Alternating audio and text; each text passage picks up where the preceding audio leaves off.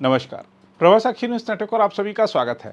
भारत और पाकिस्तान के बीच संघर्ष विराम तो पिछले सप्ताह ही हो गया था और अब पाकिस्तान की ओर से चले झूठे सूचना युद्ध का भी अंत होता नजर आ रहा है, क्योंकि पाकिस्तान की जनता अब मुंह खोलकर अपनी सरकार को लताड़ते हुए कह रही है कि इतनी बुरी तरह पिटने और इतना ज़्यादा नुकसान होने को अपनी जीत क्यों और कैसे बताया जा रहा है।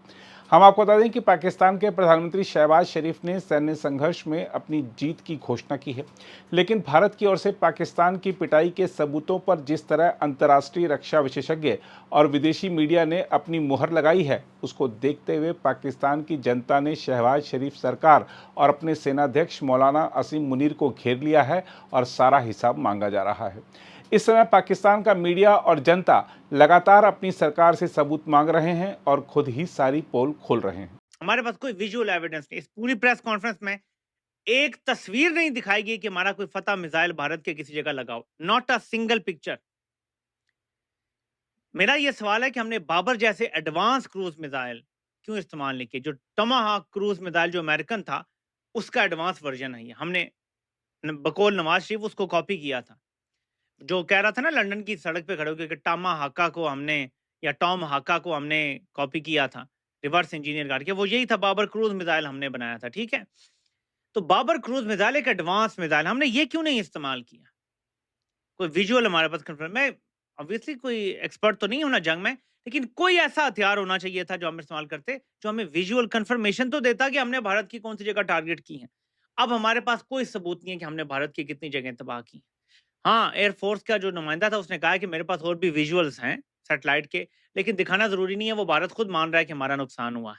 चलें जी, मान लेते हैं उनका नुकसान हुआ है, लेकिन ये कहीं नहीं हुआ। मैंने बल्कि पाकिस्तान की एक एयरबेस का जो रनवे है वो सैटेलाइट इमेज में तबाह हुआ देखा है। मैंने आपको कल उसका गड़ा भी दिखाया था, तो वो पता चलता है। तो पाकिस्तान की तरफ जो है वो तो सैटेलाइट से चीजें आ गई हैं, लेकिन क्या पाकिस्तान ही को नहीं चाहिए? अगर भारत ये इमेजेस रिलीज कर रहा है, अगर सैटेलाइट कंपनियां, चीन की सैटेलाइट कंपनी ने इमेज रिलीज किया जिसमें नूर खान एयरबेस को उन्होंने बताया कि नुकसान हुआ है, उन्होंने 2-3 और पाकिस्तान की एयरबेसेस का दिखाया। ये चीन की सैटेलाइट है। इंडिया की सैटेलाइट कावा के पता नहीं उसका क्या नाम है, उसने भी जारी किया और ये कंफर्म हो रहे हैं दोनों। पाकिस्तान ने क्यों नहीं अभी तक किसी सैटेलाइट से जारी करवाया? अवाम को दें इमेजेस, अवाम का मुराल हाई होगा। मुराल हाई करना है ना अवाम का, ये तरीका है। ये नहीं है कि आप चला रहे हैं, स्लाइड चला रहे हैं जी, हम पॉपुलर हो गए हैं, बस फौज के साथ अवाम खड़ी है और ये है वो है। अवाम जब भी जंग होती है तो फौज के साथ खड़ी होती है, लेकिन अवाम सियासी फौज के साथ नहीं खड़ी।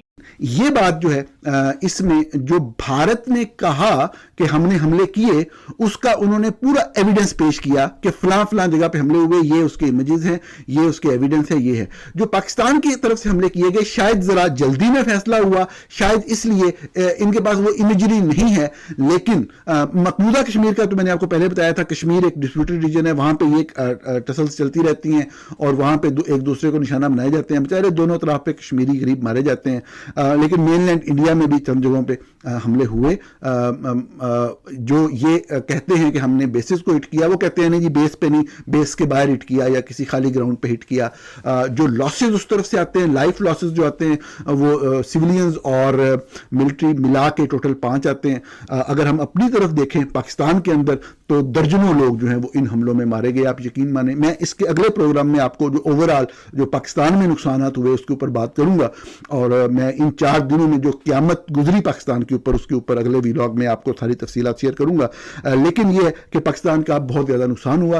एक एक ड्रोन के हवाले से भी बाद एक एक ड्रोन से एक 2 बंदे मारे गए। इवन जो रावलपिंडी में जो क्रिकेट स्टेडियम के करीब ड्रोन गिरा, उसमें भी बंदा मारा गया। जो अटक में काला चीटा पहाड़ के पास गिरा, वहां भी बंदे मारे गए। उसके अलावा भी बहुत सारी जगहों पे जो है बंदे, बज़ाहिर हमलों में आपको पता है बहुत ज़्यादा लोग मारे गए। तो जानी नुकसान तो पाकिस्तान का बहुत ज़्यादा हुआ। दूसरी साइड पे एयरफोर्स ने अटैक जरूर किया है, मैं नहीं कह रहा, कोई बंदा ये नहीं कह रहा नहीं हुआ। इंडियंस खुद उस चीज को बताते हैं कि फलां फलां जगह पे अटैक हुआ, और ये वही जगह है जो पाकिस्तान कह रहा है। लेकिन टारगेट को हिट किया गया या नहीं किया गया, उस हवाले से जो है वो क्वेश्चन हैं। उसमें आप अगर देखना चाहें तो आप बैनुल-अक़वामी मीडिया देखें कि बैनुल-अक़वामी मीडिया ने यह जरूर कहा कि पाकिस्तान ने भारत के अंदर हमले किए हैं। किन किन जगहों पे किए हैं, कौन सा इंटरनेशनल मीडिया जो ये रिपोर्ट कर रहा है। हमारे जिस जिस जगह पे उनमें सब रिपोर्ट हुआ है, एग्जैक्ट लोकेशन रिपोर्ट हुई है। नूर खान एयरबेस का पूरी दुनिया ने लाइव देखा है।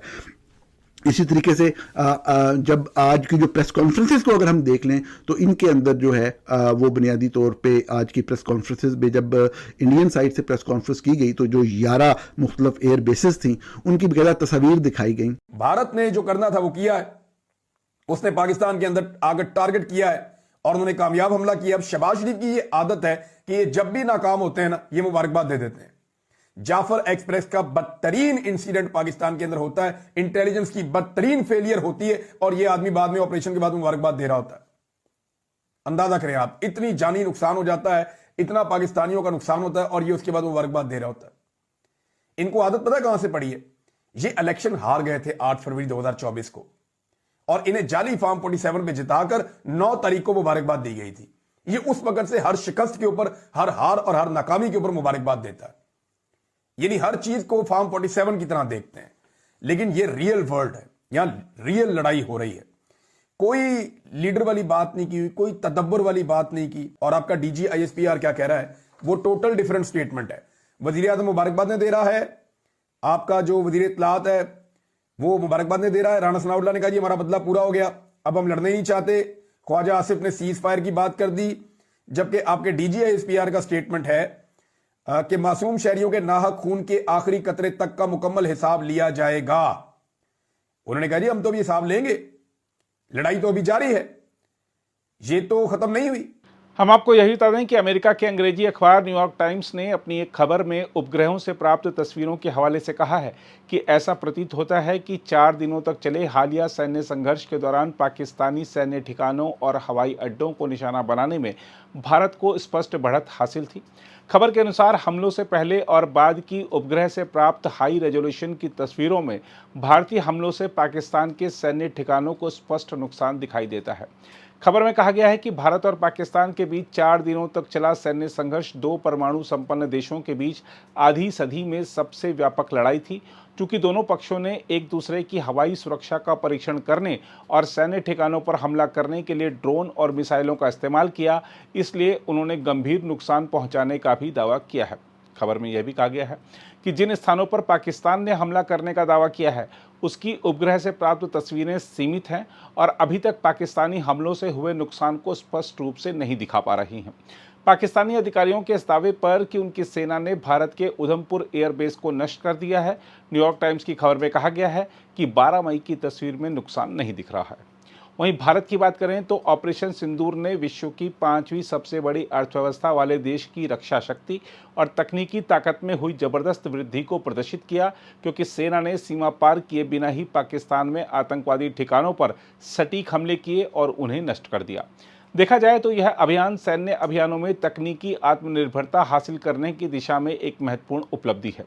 भारतीय वायुसेना ने पाकिस्तान को चीन से हासिल वायु रक्षा प्रणालियों को जाम कर दिया और अभियान को महज 23 मिनट में पूरा कर भारत की तकनीकी ताकत में हुई जबरदस्त वृद्धि को जिस तरह प्रदर्शित किया उससे हर कोई हैरान है। पाकिस्तान की ओर से उसे विदेश से मिले उन्नत हथियारों का फायदा उठाने की कोशिशों के बावजूद भारत का स्वदेशी वायु रक्षा और इलेक्ट्रॉनिक युद्ध नेटवर्क बेहतर साबित हुआ। सेना, नौसेना और वायुसेना के विभिन्न प्रणालियों से लैस भारत की वायु रक्षा प्रणालियों ने असाधारण तालमेल के साथ काम किया और एक अभेद्य दीवार बनाई, जिससे पाकिस्तान की ज़्यादातर जवाबी कार्रवाई नाकाम हो गई। इस तरह चाहे ड्रोन युद्ध हो या वायु रक्षा या इलेक्ट्रॉनिक युद्ध, ऑपरेशन सिंदूर सैन्य अभियानों में तकनीकी आत्मनिर्भरता हासिल करने की दिशा में भारत की यात्रा में एक मील का पत्थर है।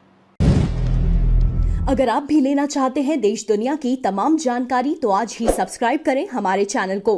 साथ ही नीचे दिए बेल आइकन को जरूर दबाएं ताकि हर अपडेट आप तक पहुंच सके।